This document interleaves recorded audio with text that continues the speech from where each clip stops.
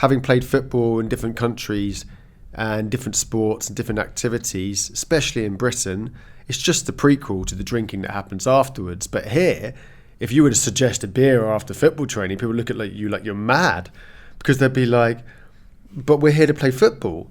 I don't know you as a drinking friend. You're a football friend. And so there's these weird sort of like categories that Norwegians put on things. And I'll spend 10 years playing in a football team with some guys and never been out drinking with them. And people from where I come from, it's hard for me to remember this now, but people from where I come from would think that's absolutely batshit crazy. So it's so far detached from that. And there is a reason for me telling you this, not just shameless self-promotion, but we're sat here in Tollbua, the restaurant where I work, which is in the old Tollboden, the customs house of Trondheim. And we started a restaurant here this year, 2024. But funnily enough, it's also the first place that I came to when I moved to Trondheim, because I had to come here and pick up my pallets of stuff from the UK. So I got a very warm welcome and no problems. It was very smooth. I was quite amazed that they managed to get my stuff over here so quickly. And I moved in, me and my wife, into a tiny little flat. It's overlooking the city.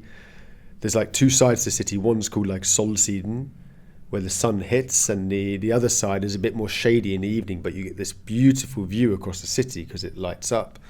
And we lived in this kind of attic apartment, and she said to me, look, you can just play football for a few months and enjoy the sunshine. It was a particularly warm, lovely summer. I think it must have been August 2010 then. And so I had a very warm welcome, which isn't necessarily the norm, but it was a beautiful, lush, relaxing introduction to life in Norway.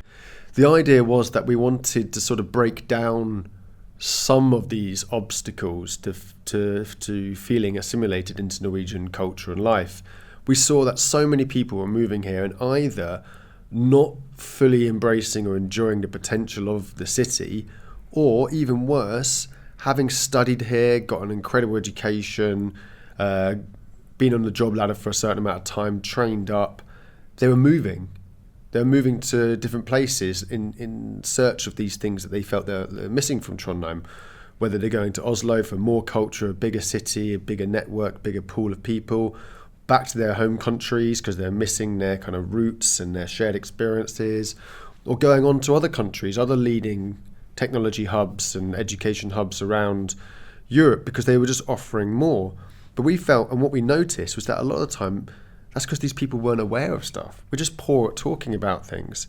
So the magazine was called The List, and it really was just about listing the things that were out there, like a kind of Time Out from the 90s in London. I think all that stuff is still there, all those articles, and I've looked back on it recently, and I think all of it's as valid today as it was then, and it's not such a long time ago I'm talking about here.